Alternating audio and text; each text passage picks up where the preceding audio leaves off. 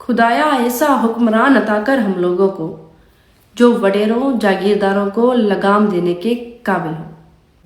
मैं सिंध और पाकिस्तान की बेटी उमेर बाब शिकारपुर में होने वाला सानिया, जिसने मुझ समेत इंसानियत का दर्द रखने वाले हर एक शहरी को बेताब कर दिया है।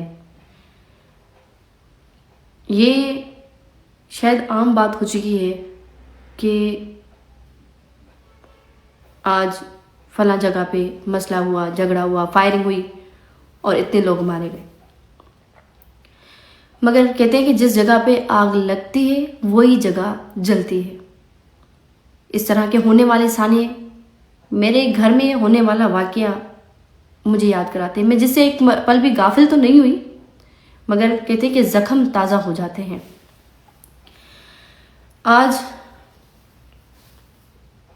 मेरी रूह तक घायल है कि जो सानिया हमारी नज़रों के सामने से गुजरा है, मुझे एक पल भी चैन नहीं है कि शादी की खुशियां हैं, कितने अरमान होंगे उस माँ के, कितने अरमान होंगे उस दुल्हन के, कि शादी का एक माहौल है, समा है और उस पर जाकर फायरिंग की जाती है, दुश्मन जाकर हथियारों के मुंह खोल देते हैं। ये किसकी नाअहली है?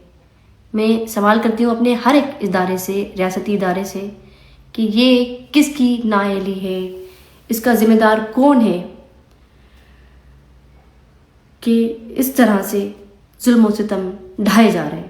मैं समझती हूँ ये गोली किसी दुश्मन की चलाई गई गोली नहीं है, मगर ये कबायली अना और गलत फैसलों की चलाई गई गोली है कि जिसने कई घर उजाड़ दिए हैं।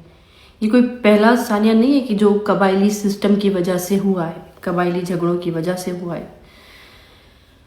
आज तक किसी सरदार, किसी वडेरे, किसी जागीरदार को अपने बच्चों की कोई लाश नहीं मिली इन झगड़ों के बीच में। यही सबसे बड़ी वजह है कि आज तक ये तकरार चलते आ रहे हैं। बल्कि ये बड़े शौक से वडेरे, सरदार, जागीरदार इन चीज़ों पे सियासत करते हैं। मैं समझती हूँ डूब मरने का मकान है उन सरदारों, उन जागीरदारों और उन वडेरों के लिए कि जो कबायली झगड़े रोकने में नाकाम है। महर और जतोई बरादरी के इस तकरार का फैसला रखा गया था। कोई इनसे पूछेगा कि इसका फैसला क्यों नहीं हो सका? और मेरे रियासती इदारे किस मर्ज की दवा है कि हम बेयार मददगार मारे जा रहे हैं? कोई पूछने वाला नहीं है, किसी के कान तक कोई जूं तक नहीं रेंग रहे। माजरत के साथ, मगर मेरे पास अल्फाज तो बहुत है, मगर मेरा दिल इतना घायल है कि मुझे नहीं पता कि मुझे क्या बोलना है।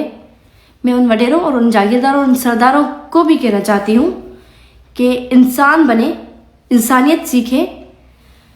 डरे उस दिन से जब ये वक्त आप लोगों पे आएगा। ये कबायली झगड़े जिसके लिए आप आज राजी तो हैं, मगर डरे उस दिन से जब आपको आपके बच्चों की लाशें नजर आएंगी।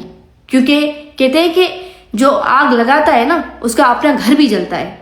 तो ये आप लोगों की गलत फहमी है कि जिस तरह का माहौल क्रिएट किया गया है सिंध में, उसमें ये वडेरे, सरदार, जागीरदार बच के चलेंगे।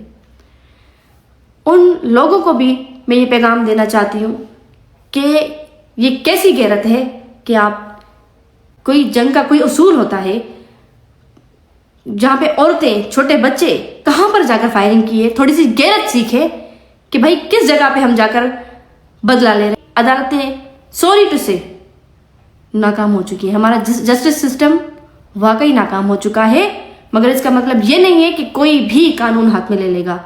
ये मैं समझती हूँ कि सोचने का वक्त है हमारे इंसाफ फराहम करने वाले इदारों के लिए कि सिंध में ये जो कबायली झगड़े और ये जो खून की होली रचाई गई है, उसका जिम्मेदार कौन है। मैं समझती हूँ ये पूरा सिस्टम इसका जिम्मेदार है कि जो इंसाफ नहीं फराहम कर सकता, जो कातिलों को सजा नहीं दे सकता, जो जुल्म को नहीं रोक सकता। मैं बतौर सिंध और पाकिस्तान की बेटी, चीफ ऑफ आर्मी स्टाफ जनाब आसिम मुनीर साहब फील्ड मार्शल, और मैं जनाब चीफ जस्टिस ऑफ पाकिस्तान से सवाल करती हूँ कि एक आम आदमी होने के नाते میرے ذہن میں آج کیا سوال ابھر رہا ہے؟ میرے ذہن میں یہ سوال ہے کہ واقعی کیا یہ سردار، جاگیردار، وڈیرے آپ لوگوں سے زیادہ طاقتور ہیں؟ آپ کے قانون سے، آپ کے آئین سے زیادہ طاقتور ہیں؟ آپ کے اداروں سے زیادہ طاقتور ہیں کہ ان کو کوئی بھی پٹا ڈالنے کے لیے تیار نہیں ہے، یہ ظلم روکنے کے لیے تیار نہیں ہے؟ میں سمجھتی ہوں اگر آپ میں سے کسی کے پاس بھی اس کا کوئی جواب ہے تو میں منتظر ہوں کہ اس کا تگڑا جواب مجھے ملے گا، اور سندھ میں ہونے والی زیادتیاں سرداروں اور وڈیروں کے ہاتھوں جو ہو رہی ہیں وہ اختتام پذیر ہوں گی۔ بہت شکریہ۔ سرداری نظام نامنظور۔